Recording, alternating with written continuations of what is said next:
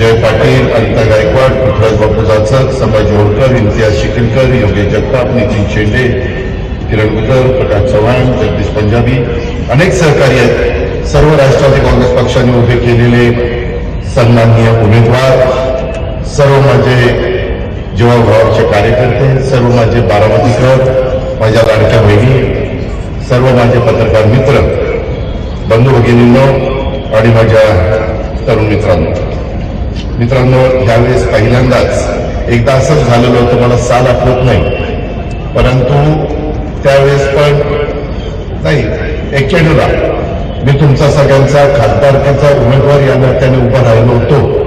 आदरणीय पवार साहेबांनी, स्वर्गीय राजीव गांधींनी मला उमेदवारी दिली होती. तुम्ही सगळ्यांनी मला आशीर्वाद दिले आणि त्यावेळेस अशी काही घटना घडली देशामध्ये की राजूजी आपल्यातनं निघून गेले आणि त्याच्यावर 1 महिना निवडणुका पुढे गेल्या. 1 महिना, मे महिन्याचा काळ होता आणि नंतर मतदान झालं. काहीच आधी झालं, काहीच नंतर झालं.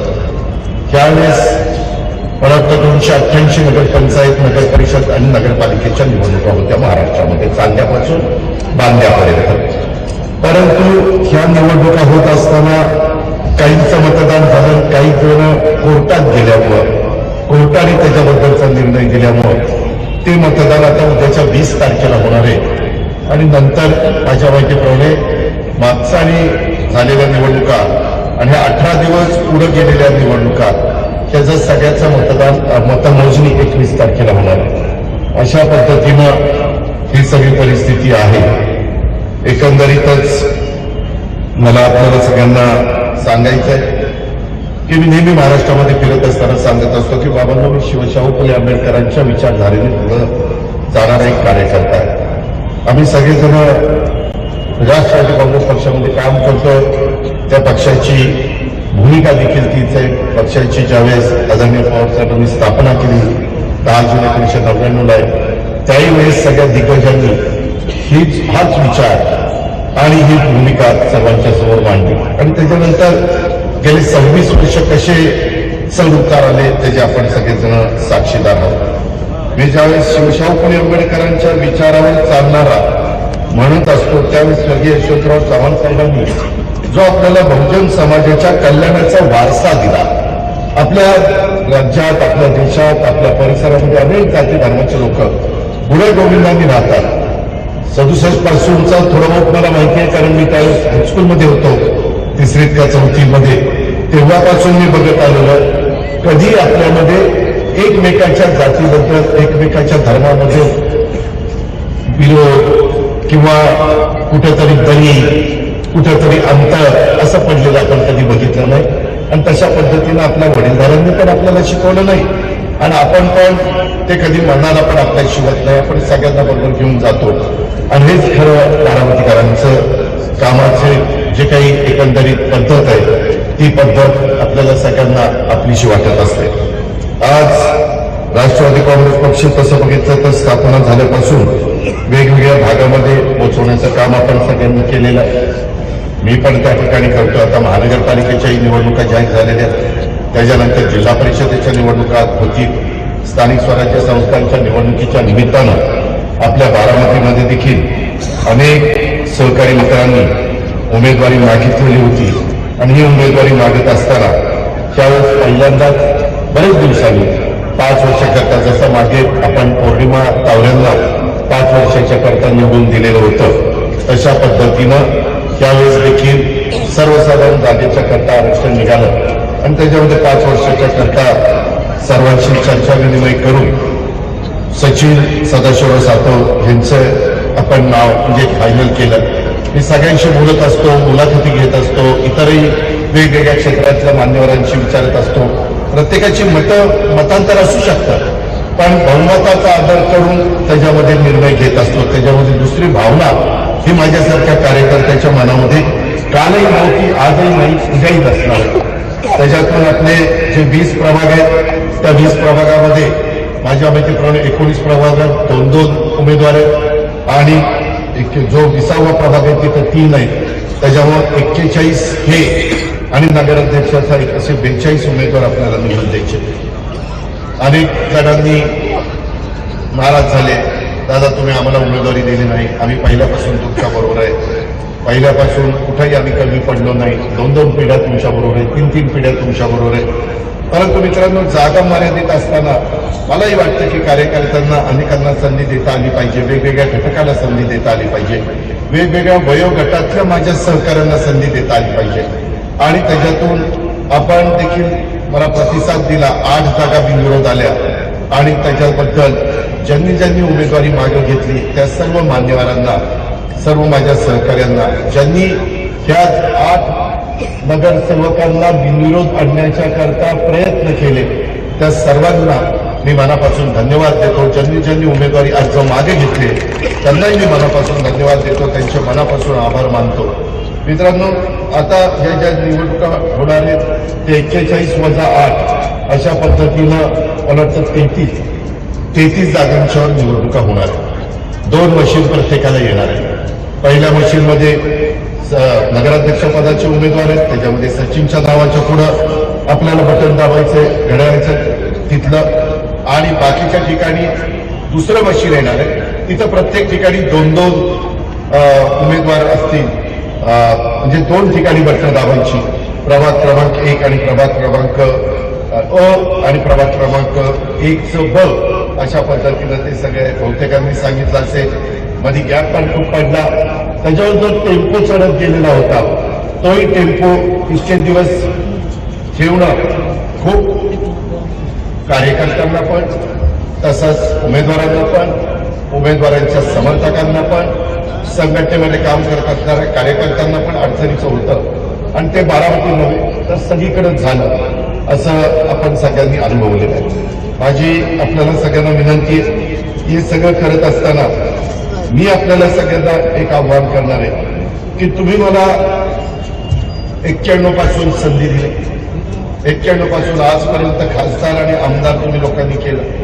करत असताना कधी मी सरकारमध्ये होतो, कधी मी सरकारमध्ये नव्हतो, परंतु त्याचा विचार बारामतीकरांनी पण कधी केला नाही. मी विरोधी पक्षामध्ये असलो तरी देखील बारामती शहराचा सर्वांगीण विकास कसा करता येईल, माझ्या बारामती ग्रामीण भागाचा विकास कसा करता येईल, ज्या जिल्ह्यांनी मला संधी दिलेली आहे त्या जिल्ह्याचा कायापालट आपल्याला कसा करता येईल, समाजातल्या सर्व घटकाला आपल्याला कशा पद्धतीनं पुढे घेऊन जाता येईल. आज या निवडणुकीच्या निमित्तानं तुम्ही स्वतःच मनाला विचारा की बाबा 9 वर्षापूर्वी आम्ही तुम्हाला सगळ्यांना आव्हान केलेलं होतं, तेव्हा 2-3चा अपवाद वगळता बहुतेक सगळे उमेदवार माझ्या विचारांचे, तुम्ही पक्षाच्या विचारांचे निवडून दिलेले होते. आणि त्याच्यानंतर माझी जबाबदारी वाढली. वास्तविक त्यावेळेस माझ्या माहितीप्रमाणे देवेंद्र फडणवीस साहेबांचं सरकार होतं, मी विरोधी पक्षामध्ये होतो, 2017ची गोष्ट. तरी देखील आपण काम करत राहिलो. त्याच्यानंतर 19ला आपण सरकारमध्ये आलो. सरकारमध्ये आल्यानंतर मग आपण मागं मिळून बघितलं नाही. आपण सगळ्याच महाराष्ट्राला विकासाच्या करता निधी देत होतो, पण बारामतीच्या परिसरामध्ये निधी देत असताना थोडंसं बारकाईनं प्रत्येक निधीचा वापर हा तिथल्या कामाच्या करता योग्य दर्जेदार काम कसं होईल याकरता मी आणि माझे सगळे सहकारी, त्याच्यामध्ये अधिकारी वर्गाने पण मला साथ दिली. कधी कधी मी कॉन्ट्रॅक्टर लोकांना बोललो असेल, कडक भाषेत आजही बोलत असतो, पाहणी करत असतो. एक मला त्याच्यामध्ये आनंद मिळतो की ज्या बारामतीकरांनी आपल्याला इतक्या मोठ्या पदावर अनेकदा बसवलं, मग त्यांचे ज्या मूलभूत गरजा आहेत, त्यांचे जे मूलभूत प्रश्न आहेत ते सोडवणं आपलं कर्तव्य. आणि आज बारामतीकरांनो, मी तुम्हाला सगळ्यांना आव्हान करत असताना माझी तुम्हाला हात जोडून विनंती की तुम्ही तुमच्या मनाला विचारा की आज आपल्या महाराष्ट्रामध्ये जेवढी काही तालुक्याची शहरं आहेत त्या शहरांच्या मध्ये काय परिस्थिती तिथल्या प्रत्येक शहराची आहे, आणि आपण सगळे ज्या बारामतीमध्ये राहतो त्या बारामतीची शहराची परिस्थिती काय. माझा असा दावा नाही, सगळंच आलबेल आहे. अजूनही काही भागामध्ये काम करण्याची गरज आहे. मगाशी बोलत असताना सचिनने त्याचा उल्लेख केला.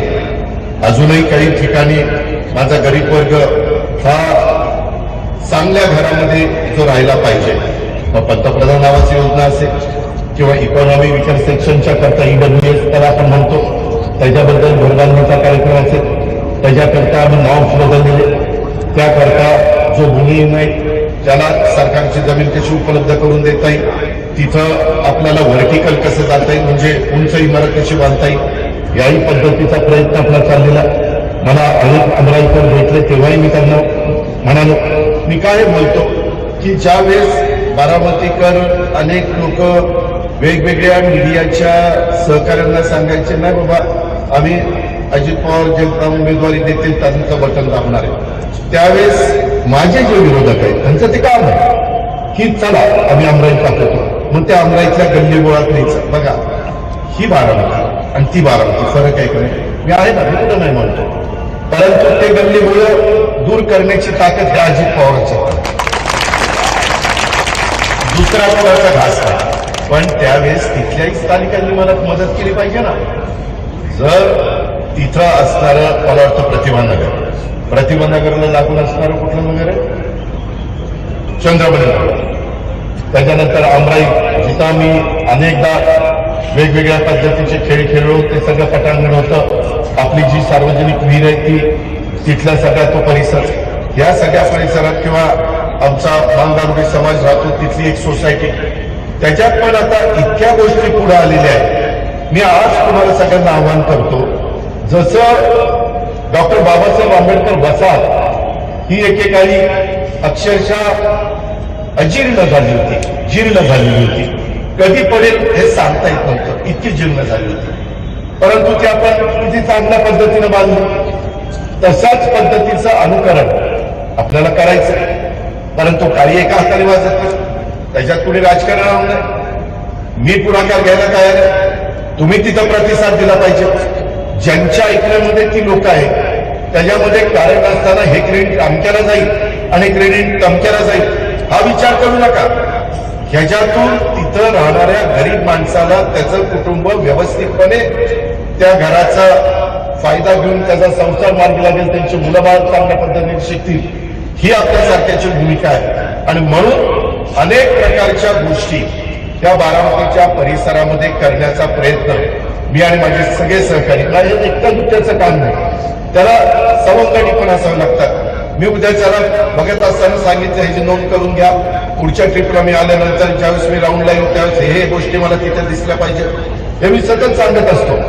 आज तुम्हाला जर इथून आपला तिरंगा सर्कल तिथपासून आता डायनामिक्स पर्यंत हा संपूर्ण रस्ता, आता आपल्या विद्या कॉर्नर चौक ते आता डायनामिक्सच्या पर्यंतचा रस्त्याचं पण काम दिलेलं आहे, तो पण 4 लेन होणार आहे. मित्रांनो विचार करा, मी भिगवण रोड हा नंतर पुन्हा तिकडं सर्व्हिस रोड आणि इकडं सर्व्हिस रोड केली, मला बारामतीकरांनी साथ दिली. परंतु ते करत असताना ते जर आज केलं नसतं तर काय अवस्था भिगवण रोडची झाली असते? तुम्हीच तुमच्या मनाला विचार. आपण डेव्हलपमेंट केली परंतु पार्किंगची पण व्यवस्था केली. आज मी जाता येता बघतो, कधी रात्री आलो अपरात्री आलो, आता पण माझे जरा काही काम होतं विद्या प्रतिष्ठानमध्ये होतं, माझ्या कृषी मूल शिक्षण संस्थेमध्ये होतं, आणि ते सगळं करून मला ज्यावेळेस निरोप आला की या सभेला, त्यावेळेस मी येताना कुठं काही झाड खराब झालंय का, कुठं काही झालंय का, सतत लक्ष द्यावं लागतं. मित्रांनो तुमचं स्वतःचं घर असेल तर घरामध्ये 4 कुंड्या असल्या तरी वेळच्या वेळेला पाणी घालावं लागतं, त्यावेळेस त्या कुंड्या चांगल्या राहत आहेत. हे तर अख्ख्या बारामतीच्या संदर्भामध्ये कुठं टँकर लावा. आता एन्व्हायरमेंट फोरमचं मला वाटतं 20,000 लिटरचा टँकर परवा मी पाठवला की बाबा ठीक आहे तुम्हीच मला मोठं केलं. आज मी कुणाला शब्द टाकल्यानंतर ते मला CSRचा निधी त्या ठिकाणी देतात आणि त्याच्यातलं काम होतं. आता बघा टप्पा 1 बजेट INR साधारण 23,29,00,000चं centre for creative learning phase 1चं आपण युनिट आपली तांदूळवाडीला जवळपास 12 एकर जागेमध्ये इतकं चांगल्या पद्धतीचं सेंटर आपण त्या ठिकाणी उभं करतोय. आणि ते सेंटर उभं राहिल्यानंतर तुमच्या सगळ्यांच्या लक्षामध्ये येईल किंवा इथं काय झालेलं आहे. हे एकाच भागात आपल्याला करायचं नाही, अनेक भागामध्ये वेगवेगळ्या पद्धतीची ही सेंटर करण्याचा प्रयत्न आपण सगळेजण मिळून त्या बाबतीमध्ये करतोय. आता कधी कधी काही जण असाही प्रचार करतात, आता आपला सिनेमा होता त्याचं काहीतरी करार होता तो संपला, ते अजून लोक तीच राहतात. परंतु त्याच्यामध्ये असं बोललं जातं अजित पवार यांना काढूनच टाकणार आहे, आता इथं म्हणजे अमकच करणार आहे. मित्रांनो, गेले 91 पासून आजपर्यंत अनेक ठिकाणी सुधारणा करत असताना रस्ते रुंद केले असतील, कधी रस्त्यावरची घरं काढण्याचा प्रसंग आला तर त्यांना वाऱ्यावर सोडलं नाही, त्यांना पक्क चांगलं घर बांधून दिलं. हे पण तुम्ही अनेक जणांना विचार, त्याची व्यवस्था चांगल्या पद्धतीने केली. त्याच्यावर मलाही कळतं. पण बारामती ज्या पद्धतीनं वाढते, ज्या पद्धतीनं वाहनांची संख्या वाढते, इथं ज्यांच्या कारचे त्यांच्याकडे एजन्सीज आहेत, मग तुमची आपली मारुती असेल, आपली टोयोटा असेल, आपल्या इतर काही गाड्या, हुंडाई वगैरे इतर गाड्या असतील, महिंद्रा असेल, ट्रॅक्टर असतील, दररोज कितीतरी माझे बारामतीकर किंवा आजूबाजूचे लोक वाहनं घेत असतात. त्याला रस्ते तर करावे लागतील, त्याला रस्ते तर रुंद करावे लागतील. रस्ते वाहनांची संख्या वाढल्यानंतर आता तुम्ही बघत असाल, आपण तिथं एक 9-10 कोटी रुपयाचं बीज उन्नत केंद्राच्या तिथं उद्यान करतात. जरा उशीर झालाय त्याला, परंतु ते आता मला इलेक्शनच्या आधी पूर्ण करायचं होतं, पण नाही जमलं. पण करी, इलेक्शन संपल्या का होईना करी. तिथं दोन्ही बाजूला सर्व्हिस रोड आपल्याला करायचे, त्या सर्व्हिस रोडचं पण काम सुरू केलं. परंतु काही जेवढी जागा आपल्या हातात आहे तिथं सर्व्हिस रोड करता येते, पण जिथं जागा नाही तिथं सर्व्हिस रोड नाही करता येत. ही आपली अडचण आहे. या प्रकारे म्हणूनच मधल्या काळात पालखी मार्ग बाहेर आपण नेला आणि त्याच्यातनं थोडंसं ट्रॅफिक तिकडनं आपण बाहेर काढलं. अनेक प्रकारच्या 4 लेन त्या ठिकाणी केलेले. आणि म्हणून बारामतीकरांनो, माझी आपल्याला सगळ्यांना विनंती आहे की या सगळ्या गोष्टी करत असताना त्याच्यातून निवडणूक जवळ आली की काही जण काय त्यांच्या अंगात येतं. लोकशाही पद्धतीनं संविधानाने, घटनेने, डॉक्टर बाबासाहेब आंबेडकरांनी त्यांना उभं राहण्याचा अधिकार दिलाय. अरे पण 5 वर्ष तुम्ही कुठे असता? तुम्ही कुणाचं काही अडीअडचणी समजून घेतल्यात? तुम्ही एकदम निवडणुका लागल्यानंतर येता आणि पुन्हा टीका टिप्पणी करत बसता. त्याच्यात मला निवडणुका संपल्यावर सांगा ना, मी तुमचा लोकप्रतिनिधी अजित पवार इथे हे सार्वजनिक गोष्ट ही आम्हाला करून दे. आता काही ठिकाणी आपल्याला ऍक्सिडेंट होऊ नये, अपघात होऊ नये, प्रत्येकाचं एकंदरीत जाणं येणं सुरक्षित व्हावं, याकरता काही ठिकाणी मला डिवायडर टाकावं लागतात. तिथं पण नाराजी, इथं डिवायडर कशाला टाकला? अरे बाबा, पूर्वीची बारामती आताची बारामतीमध्ये जमीन आसमानाचा फरक पडला आहे. 67ला ज्यावेळेस बारामती पवारसाहेब प्रतिनिधित्व करत होते त्यावेळेस बारामतीचे मतदार 17,000 होते. आता 7 पट वाढलेले. आता 1,02,000 झालेले. आता 7 पट ज्यावेळेस बारामतीकडे वाढतात त्यावेळेस त्या पद्धतीनं मला रस्ते आणि इतर गोष्टी कराव्या लागतील ना. सीसीटीव्ही कॅमेरे असतील किंवा सिग्नल असतील किंवा काही ठिकाणी स्पीड ब्रेकर असतील, त्या गोष्टी कराव्याच लागतात. नाही केलं तरी पण परत मला ह्याला इतक्या जण निवडून देते, ह्याचं काही लक्षच नाही. म्हणजे दोन्हीकडनं टीका करणारे टीका करू शकतात. या गोष्टीचा विचार तरुण बारामतीकरांनी, माझ्या मधल्या वयातल्या बारामतीकरांनी, वडीलधाऱ्यांनी केला पाहिजे. मी सातत्याने आज प्रचंड, म्हणजे मला भाषणात सांगता येणार नाही, कारण काय होतं ते सगळं मीडिया सगळ्या महाराष्ट्रात दाखवतं आणि मग ते बाकीचे म्हणतात अरे बापरे इथं एवढं यांनी केलं, मग ते आमचं काय, अशा पद्धतीनं तुलता होती. परंतु मी रेल्वे स्टेशन बघा, आज तुम्ही फिरायला गेला तरी तुम्हाला अभिमान वाटेल एवढं चांगलं रेल्वे स्टेशन झालेलं आहे. एसटी स्टँड बघा, त्याच्यातल्या काही त्रुटी मी मधून तिथं जात असतो, कुणाला पाठवत असतो. माझं तुम्हाला सांगणं की काही त्रुटी असल्या तर मी इथं स्टाफ ठेवलेला आहे, त्यांना सांगा, त्यांना ताकीद केलेली की असं काही काढावं आलं तरी ताबडतोब दुरुस्त करायचं. आता माझ्याबरोबर मंदार सिंचन, उद्धव गावडे, आम्ही ती पाहणी करायला गेलेलो होतो नक्षत्र उद्यानमध्ये. आपण तिथं खूप चांगल्या पद्धतीनं एक सेंटर उभं केलेलं आहे आणि ते सगळी पाहणी करत असताना तिथं मला वाटतं बांदलकर का आलं ना, का बागलकडं ते 4 दगड पडलेली आपली बसतात ना कॉर्नरची. मी लगेच त्याला फोन करून सांगितलं ते 4 दगड बसवून. कोण सांगते जे आला दगड बसवून खाला बसवून? तुम्हाला फिरताना जे दिसतंय ना, काही राग असेल माझ्याकडे, मी पण माणूस आहे, मी काही सर्व गुण संपन्न हा दावा माझा अजिबात नाही. पण माझा हा दावा आहे, मी जेवढं बारकाईनं बारामतीकरांच्या करता ह्या सगळ्या छोट्या मोठ्या गोष्टी बघत असतो तेवढा कुणी माईकचा लाल एवढं बघू शकत नाही. हा माझा दावा आहे. मी अभिमानाने सांगेन, मी ह्याच्यात कधी आळस केला नाही, कधी मी त्याच्यामध्ये कुठली कमतरता भासू दिली नाही. थोडासा वेळ लागला असेल, आज देखील वेगवेगळ्या पद्धतीनं. आता मला एका गोष्टीचं समाधान आहे, सुरुवातीच्या काळामध्ये हे सगळं करत असताना लोकांना अंदाज येत नव्हता की कसं होतंय, काय होतंय आणि कसं पुढे जाणार आहे. आणि नंतर जसं जसं चित्र पलटत गेलं, पहिल्यांदा आम्ही विद्या कॉर्नर टू आमचा गदिमा तो रस्ता केला. त्याच्यामध्ये थोडासा लोकांना अंदाज आला की काहीतरी बरं करतोय. त्याच्यामध्ये जरा म्युझिक सकाळचं लावायला सुरुवात केली. एक तर बहादर आला, दादा हे म्युझिक मला त्रास होतोय. आता म्हणलं हे पहिलाच मला जन्माला आला, हे म्युझिक त्रास होतो. सकाळी चांगलं काही कानावर आलं, पक्ष्यांचा किलबिलाट कानावर आला, चांगले म्युझिक, चांगलं विचार चांगले आले, चांगले अभंग कानावर आले तर बरं वाटतं. पण असे पण काही लोक असतात, ठीक आहे, जेवढ्या व्यक्ती तेवढे त्यांचे वेगवेगळे विचार असू शकतात, त्याहीबद्दल मला काही म्हणायचं नाही. परंतु मी नेहमी बहुसंख्य लोकांचा आदर करतो आणि नंतर या गोष्टी केल्या. पहिल्यांदा कुठली झाडं चोरून दिली, अनेक गोष्टी केल्या, कुठं काही खूप त्रास झाला, पण आम्ही चिकाटी सोडली नाही. आज पण कॅनोलला जे काही ब्रिज झालेले आहेत, आत्ताही काही ब्रिज होणार आहेत, किंवा तिथपासून त्या कडेपर्यंत जवळचे पर्यंत जे कॅनॉलवर काम चाललंय, आज तुमचं तुम्हाला फिरत असताना समाधान मिळतं ना, आनंद मिळतो ना.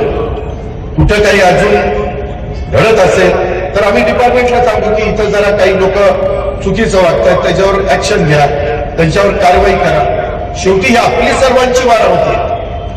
आज हे बाकीचे समोरचे टीका टिप्पणी करून वेगवेगळ्या पद्धतीनं माझ्या विधानसभेच्या निवडणुकीच्या निमित्तानं पण अनेक प्रकारची नावं ठेवून त्यामध्ये बदनामी करण्याचा प्रयत्न केला. पण माझा एवढाच प्रयत्न आहे की इथं गरीबाला देखील दिवसभर काम, त्याने विक्रीचं, भाजी विक्रीचं किंवा फळ विक्रीचं काम केल्यानंतर त्याची संध्याकाळी चूल पेटली पाहिजे. अशाही लोकांना समाधान वाटलं पाहिजे की बारामतीकर माझाही विचार करतात. त्या पद्धतीनं आपल्याला पुढे जायचं आणि त्याकरता तुमचे आशीर्वाद मला उद्याच्या 20 तारखेला पाहिजे.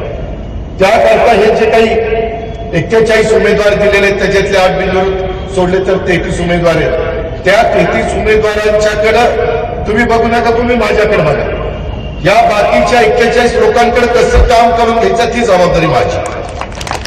त्याच्यामध्ये आत्ताही फिरत असताना वेगवेगळ्या भागामध्ये मला चिठ्ठ्या आल्या की दादा या भागामध्ये ही अडचण आहे, दादा त्या भागामध्ये ती अडचण आहे.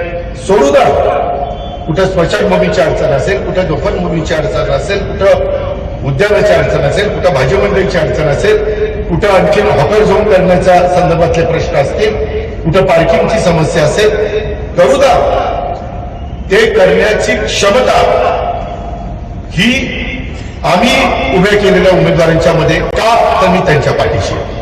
आज मी सरकारमध्ये, आज सरकारमध्ये असताना मी मागे बारामतीकरांनी तुम्हाला सांगितलं, आपलं बजेट आहे अवघं 40-45 कोटीचं वर्षाचं. 40-45 कोटीमध्ये काही काम होऊ शकत नाही. आता 40-45 कोटी म्हणजे 41 लोकांना 1-1 कोटी रुपये विकास कामाला. त्याच्यातलं बाकीचा खर्च तर जाणून घेतलं बाजूला तर नाही. हे असलं सगळं गणित आहे. त्यावेळेस मला केंद्राकडनं, आज नाही म्हणलं तरी पंतप्रधानांची माझी ओळख आहे, तुमच्यामुळे आज माझी अमित शहा साहेबांच्या बरोबर ओळख आहे, नड्डा साहेबांच्या बरोबर आहे, गडकरी साहेबांच्या बरोबर, शिवराज चव्हाण साहेबांच्या बरोबर, अनेकांच्या बरोबर. त्याचा फायदा आपण घेऊ. राज्याला आणत असताना बाबा इथं आता हे जे आणलं त्याच्यामध्ये बारामतीकरांचा फायदा झाला ना. जवळपास 23 कोटी 29 लाखाचा प्रोजेक्ट आहे. तो झाल्यानंतर बघा बारामतीकर तिथं सायन्स पार्कच्या निमित्तानं पाहायला येतील, पण आजूबाजूच्या गावातल्या ट्रिपा तिथे येतील, आजूबाजूच्या भागातले माझे स्टुडंट येतील आणि त्याच्यातनं बारामतीकरांना व्यवसाय मिळेल.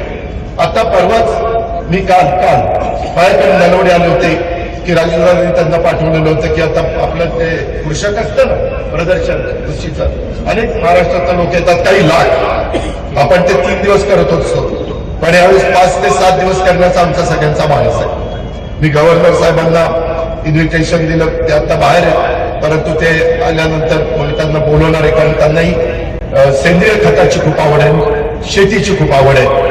मी त्यांच्याशी अनेकदा बोललेलो आहे. त्यांना त्या उद्घाटनाला आणणार आहे, कारण आम्हाला मंत्र्यांना उद्घाटन करता येणार नाही, त्यांना बोलवता येणार नाही, आचारसंहिता. परंतु गव्हर्नर साहेबांना बोलवता येतं, ते तिथं येतील आणि त्याचं उद्घाटन करतील. पण मित्रांनो, त्या आत्ताच आपल्या बारामतीचे हॉटेल हे सगळे बुक झालेले त्याच्याकरता.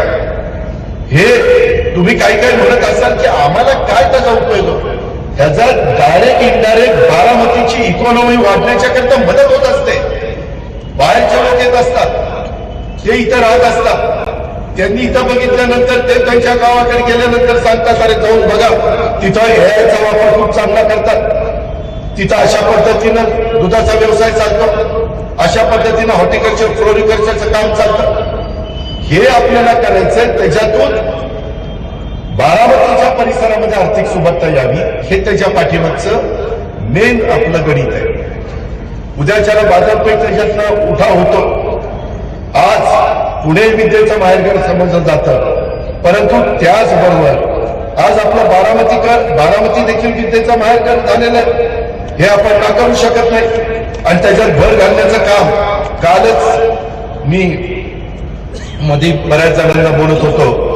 ह्या सगळ्यांच्या मध्ये चर्चा करत असताना मला वाटतं 2 महिन्यापूर्वी मी बारामतीमध्ये गव्हर्नमेंटचं नर्सिंग कॉलेज, आपण बारामतीचं हे वर्कशॉप होतं रेजिस्ट्रीचं, ती 15 एकर जागा मी ते वर्कशॉप तिथलं उचललं आणि आपला ब्रिज आहे ना, ब्रिजच्या पलीकडे टाकलं. फार चांगलं जोरात काम चाललेलं आहे तिथं, आणि 15 एकर जागा मोकळी करून घेतली. त्याच्यात 5 एकर जागेत नर्सिंग कॉलेज आपण काढतो. ते त्याच्यामध्ये नर्सेस करतात आणि मुली पण नर्सेस होऊ शकतात, मुलंही नर्सेस होऊ शकतात, त्या नर्सचं काम करू शकतात आणि त्याचं प्रशिक्षण आपण तिथं देणार आहे. साधारण बारामतीकरांनो 55 कोटीचा प्रोजेक्ट आहे. इतका सुंदर प्लॅन केलेला आहे. हे आचारसंहिता वगैरे सगळं संपल्यावरती आपण काम सुरू करू. आणि 10 एकर जागा तिथं कॅन्सर हॉस्पिटल करता बाजूला ठेवली. तुम्ही बघा, मी मधल्या एकदा 2-3 महिन्याच्या कॅबिनेटमध्ये राज्यात अनेक ठिकाणी करत असताना त्याच्यात बारामती टाकून घेतलेलं आहे. तुम्ही फक्त नेहमी साथ देता तशी साथ द्या, बाकीचं माझ्यावर सोडा. त्या पद्धतीनं ते कॅन्सर हॉस्पिटल आपण करतोय. तुम्ही बघताय आज देशात कॅन्सरचं प्रमाण एवढं वाढलंय. आम्ही जीव ओतून सांगतोय, ओरडून सांगतोय, अरे तंबाखू खाऊ नका, गुटखा खाऊ नका, बिडी ओढत बसू नका, सिगारेट ओढू नका. काही जण ऐकतच नाही, मग त्रास होतो. काळजी घ्या आरोग्याची. काळजी घेण्याच्या करता अनेक प्रकारच्या सुविधा आपण बारामतीकरांच्या करता त्या ठिकाणी दिलेल्या आहेत आणि त्याचाही आपण पुरेपूर फायदा घ्या. ह्या सगळ्या गोष्टी सांगण्याचा आपण त्या ठिकाणी प्रयत्न करतोय. मित्रांनो, तेही आपलं कॅन्सर हॉस्पिटल झाल्यानंतर आयुर्वेदिक कॉलेज झालं, आपलं मेडिकल कॉलेज झालं, आपलं नर्सिंग कॉलेज होईल, आपलं त्याच्या संदर्भातलं वेटरनरी कॉलेज, त्याचाही प्लॅन खूप सुंदर केला. ते तिकडं माळावर आपण करतोय.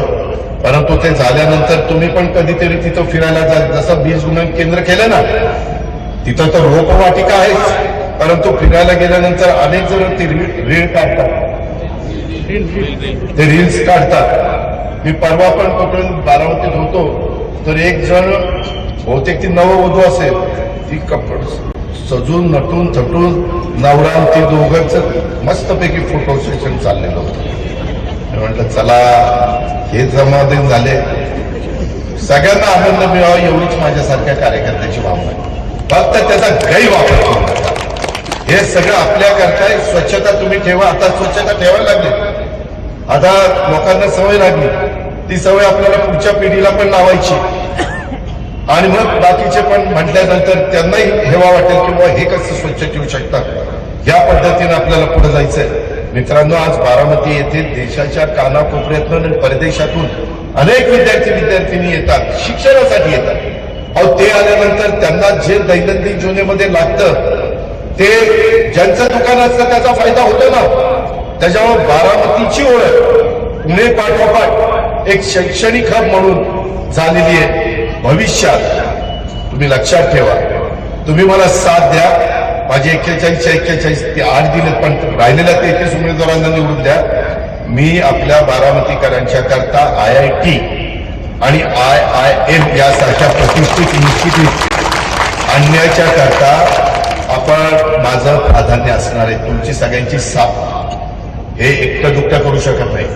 माझ्यामध्ये का उत्साह येतो, माझ्यात का ईर्ष्या येते. आता सकाळी मी आल्या दुपारी तेव्हा बाप्पा पण म्हणत होते, दादा कसं तुम्ही सकाळपासून रात्रीपर्यंत काम करतात, एवढं कसं तुमच्या उत्साह येतो.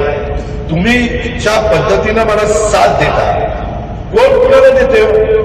घरातली माणसं देखील घरातल्या माणसाला साथ देत नाही. एवढे नाना रंगाचे, नाना जातीचे, नाना धर्माचे अनेक वयोगटातली लोक आज मला साथ देतात. त्याच्यामुळे मला उत्साह येतो, त्यामुळे मला प्रेरणा मिळते, त्यामुळे मी ही झोपून देऊन काम करू शकतो.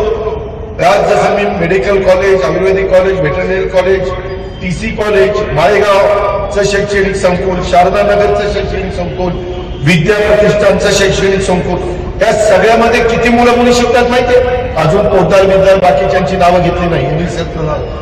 हे मी घेतलेल्या नावामध्ये 1,00,000 विद्यार्थी शिकतात. कशाला म्हणतात 1,00,000 विद्यार्थी आणि बाकीच्या जर काढल्या तर ती आणखी संख्या वाढते. याशिवाय विद्या प्रतिष्ठानमार्फत आपण देशातील सर्वात मोठं centre of excellence on AI उभारून, आत्ताच मी पुन्हा तिथं बघायला गेलेलो होतो, अत्याधुनिक प्रयोगशाळा तिथं आपण उभारतोय. तिथे गुगल आणि मायक्रोसॉफ्टच्या मदतीनं प्रशिक्षण आणि संशोधनाचं काम आहे. तुम्ही जरा विचार करा, सर्च करा, गुगल आणि मायक्रोसॉफ्ट यांच्याशी आम्ही चर्चा करतोय. ते बारामतीकरांच्या नव्हे, पुढच्या पिढीच्या करता आणतोय. आता जे शिकतायत त्यांच्या करता आणतोय. कृषी विज्ञान केंद्राच्या माध्यमातून महिला आणि शेतकरी यांच्या बाबतीत संशोधन प्रशिक्षणाचं काम केलं जात आहे. त्याला अधिक कशी गती देता येईल हा प्रयत्न आमचा चाललेला आहे. त्याच्याकरता आपण प्रयत्न करतो. मित्रांनो, इतर लोक येऊन काहीतरी भाषणं करून हे करायचं ते करायचं, टीकाटिप्पणी करायला आलो होते. उद्या टीकाटिप्पणी करणारी कदाचित भाषणं होती, पण मी बारामतीचा पुढचा सर्वांगीण विकास कशा पद्धतीनं आपल्याला करायचा आहे ते सांगण्याच्या करता मी तुमच्या सगळ्यांच्या समोर आहे.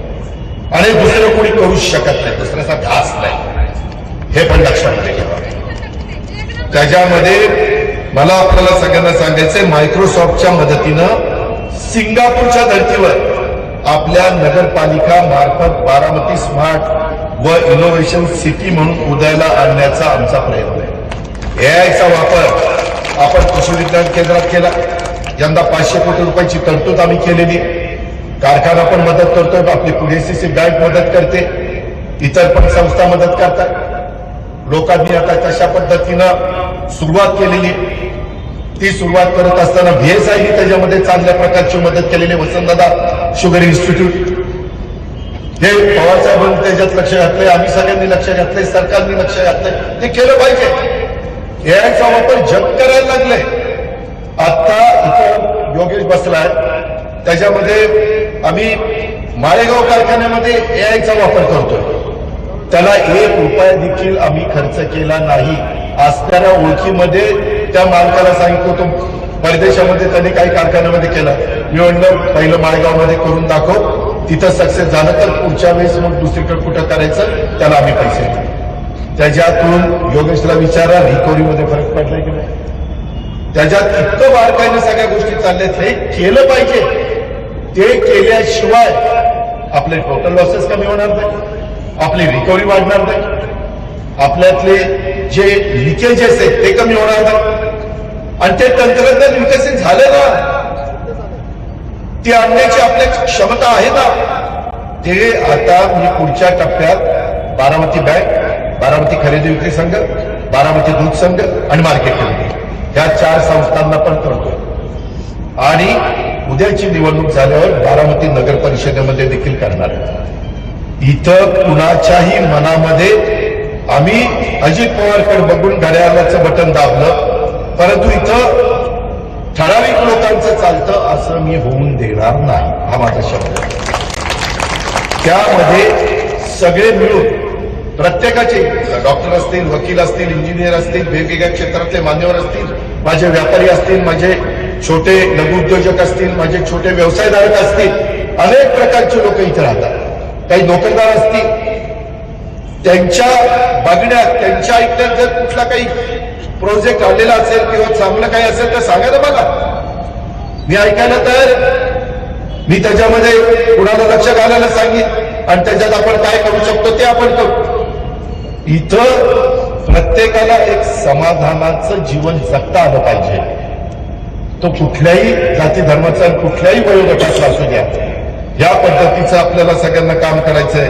आणि त्याच्यातनं मी जे काही सांगतोय की बारामती स्मार्ट आणि इनोव्हेशन सिटी म्हणून उदयाला आणण्याचा प्रयत्न ज्यावेळेस आपण मायक्रोसॉफ्टच्या मदतीनं सिंगापूरच्या धर्तीवर करू पाहतोय, अगदी जसेच तसं करता येणार नाही, पण त्या रस्त्याने जाण्याचा प्रयत्न तर आम्ही करू. मी जरा मागच्या सभेत सांगितलं असतं की पुढच्या वेळेस मी तुमचं तिरंगा सर्कल ते डायनामिक्सचा रोड असा करणार. तुम्ही म्हटलं असतं काही बनायला लागले, असं कधी होईल का? पण आता दिसलं ना, होतंय ना. बस स्थानक असं होईल का? विमानतळाच्या धर्तीवर बस स्थानक दाखवलं ना करून. आपल्या इमारती वेगवेगळ्या पंचायत समिती असतील किंवा इतर अनेक इमारती असतील किंवा बारामती नगर परिषदेची इमारत, जुनी इमारत आता आहे तिथंच आहे, परंतु नवीन आणि जुनी एक वेगळ्या प्रकारचं डिझाईन करून जाता येता तुम्ही तिकडे बघितलं तरी तुम्हाला अभिमान वाटतो ना की आमची बारामतीची नगरपालिका. या पद्धतीनं अनेक गोष्टी, काही जण काय करतात, कुठेतरी भावनिक मुद्दा करायचा, कुठेतरी सांगायचं हे असंच करतोय, हे तसंच करतोय, हिथं काढतो. मी तशा पद्धतीचा नाही. मी प्रत्येक धर्माचा आदर करणारा कार्यकर्ता. माझ्या बाप दादांनी तशा प्रकारची शिकवण मला शिकवलेली आहे. शिवशाहू फुले आंबेडकरांची विचारधारा आम्हाला त्या रस्त्याने देते, म्हणून आम्ही ते सगळं करू पाहतो. आणि त्या पद्धतीनं आपल्याला सगळ्यांना पुढे जायचंय. नगरपालिका प्रशासनात घरपट्टी, पाणीपट्टी, बांधकाम मंजुरी, ज्याला टीपी परवाने आपण म्हणतो, कायदा व सुव्यवस्था, महत्वाचं म्हणजे घनकचरा व्यवस्थापन, त्याचबरोबर वीज बचत, विविध प्रकारचे दाखले इत्यादी विषयांच्या मध्ये AI म्हणजेच आर्टिफिशियल इंटेलिजन्स व सॅटेलाइट मॅपिंग तत्सम तंत्रज्ञानाचा वापर करून एक गतिमान सर्व्हिस सेवा देण्यासाठी लोकांचा, त्याच्यात माझ्या बारामतीकरांचा वेळ वाचला पाहिजे, त्यांचे श्रम वाचले पाहिजे, त्यांचा पैसा वाचला पाहिजे. ह्या बचत करून बऱ्याच जणांना तर नगरपालिकेमध्ये यायचं कारण नाही, अशा प्रकारची व्यवस्था टप्प्याटप्प्याने करण्याचा आमच्या सगळ्यांचा इरादा आहे. आणि ते करण्याच्या करता माझ्या विचाराचे जर नगरसेविका निवडून दिले तर मी हे करणार. उद्या माझ्या विरोधातले दिले तर मी काही आणलं, दादाने आणलं आमचा विरोध, मग काय करायचं? मला सपोर्ट करणारी टीम पाहिजे का नाही? तर मी तुम्हाला सपोर्ट करू शकतो ना. तुम्ही या निवडणुकीच्या निमित्तानं क्रीडाकडे लक्ष द्या. 5 वर्ष तुमच्याकडे लक्ष देण्याची जबाबदारी ह्या पार्टीची, तुम्ही काय. पण ती माझ्या भावकीतलाच नाही, त्याला कशाला द्यायचं, लय स्वतः तोरात चालतोय, आमचं तमचं काही असलं बघू नका. तुम्ही माझ्याकडे बघा आणि त्या बाबतीमध्ये बटणं दाबा. मग माझ्या लाडक्या बहिणींना पण सांगेन, माझ्या लाडक्या भावांना पण सांगेन, माझ्या सगळ्या युवा युवतींना पण सांगेन आणि माझ्या सगळ्या कार्यकर्त्यांना सांगेन. नाहीतर कधी कधी कार्यकर्ते ह्याची जिरवायची, आणि तू त्याची जिरवायला गेला तर माझं जिरतंय ना. हो ना, शेवटी बारामतीचा निकाल कुणाकडे बघतो? अजित पवारच्या बारामतीत अजित पवारच्या 41 पैकी किती आले? त्याच्यात संख्या कमी झाली तर माझाच कमी पण आहे ना. लोक बाकीचे म्हणतील राहिलं बारामतीकरांना काय म्हणावं, एवढं काम जर अजित पवारांनी आमच्याकडे केलं असतं तर आम्ही तर बिनविरोध दिलं असतं म्हणले असते की नाही. मग त्याच्यामुळं बारामतीकरांनो ही गोष्ट आपण सगळ्यांनी लक्षामध्ये ठेवा. आणि त्या पद्धतीनं हे मायक्रोसॉफ्टच्या मदतीनं विविध प्रयोग आज जगात जे होत आहे त्या पद्धतीनं त्याच्यातलं आपल्याला जे घ्यायचं आहे, आपल्या फायद्याचं जे आहे, नगरपालिकेच्या किंवा इतर संस्थांच्या उपयोगाचं जे आहे, किंवा उद्याच्या इथं CBSE स्कूल माझ्या गोरगरीब मुला मुलींच्या करता इंग्लिश मिडियमचा आम्ही काढतोय. ते कशा करता काढतोय त्या दिवशी विचारायला ना, मी पाहायला आलो होतो त्यावेळेस मला अधिकाऱ्यांनी सांगितलं, दादा ही वरच्या मजल्याला पैसेच नाही. लगेच पैशाचे वेगळ्या पद्धतीनं निधी उपलब्ध करून दिला. तुम्ही आमच्या विचाराचे 41 लोक निवडून दिल्यानंतर ह्या अडचणी येणार नाही. बाकीचे सांगतील आमची केंद्र सत्ताच नाही, आमच्या राज्यात काही चालतच नाही. मग कशाला मतं मागायचा? त्यामध्ये काम करण्याच्या करता शेवटी विकास कशामुळे होतो? भाषण करून विकास होतो, गोडगोड बोलून विकास होतो, त्याला सगळ्याची जोड मिळावी लागते. आज बारामतीमध्ये कितीतरी कामं मी CSR बंद करून टाकतो, त्याच्यात केंद्राचा पैसा नाही, राज्याचा पैसा नाही, बारामतीकरांचा पैसा नाही. काय मुकुटराव, काय झालं? मला ना एकच प्रश्न, त्यांना काहीतरी बोलायचं. थांबा आता नंतर हे त्यांना माझ्या गाडीपाशी जवळ ठेव, मी तिथं जाताना बोलतो तुमची. याला मुकुटराव आपल्याला लईच काळजी बघा. बस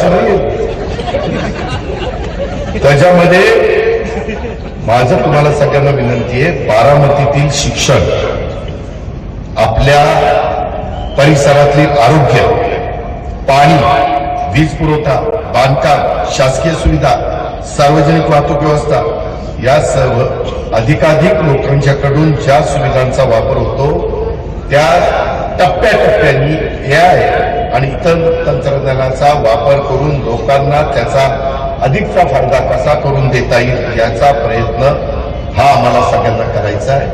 त्याकरता माझ्या विचाराची ही सगळी टीम बारामतीकरांनी द्यावी. यात डिजिटलायझेशनचा मोठा भाग आहे, हे पण आपण सगळ्यांनी लक्षात घ्या. आणि याच्याकरता मी मगाशी म्हणलो होतो की मायक्रोसॉफ्टद्वारे सिंगापूर येथे एक्सपिरियन्स सेंटरला भेट देण्याचं निमंत्रण आपल्याला आलेलं आहे आणि तंत्रज्ञानात ह्या तज्ज्ञांच्या मदतीनं हा बदल घडून आणण्याच्यासाठी आपला सगळ्यांचा प्रयत्न आहे. ही गोष्ट आपण सगळ्यांनी ध्यानामध्ये घ्या. आणि इतर पण अनेक गोष्टी आपल्याला वेगवेगळ्या प्रकारच्या या बारामतीमध्ये करायच्या आणि त्या करण्याच्या करता आपल्याला मला आपली सगळ्यांची साथ ही मित्रांनो हवी आहे. याही गोष्टीचा उल्लेख मी आवर्जून आपल्या सगळ्यांच्या समोर करू इच्छितो. मित्रांनो, एकत्रितच हे सगळं करत असताना मला तुम्हाला एक गोष्ट आवर्जून सांगायची की मी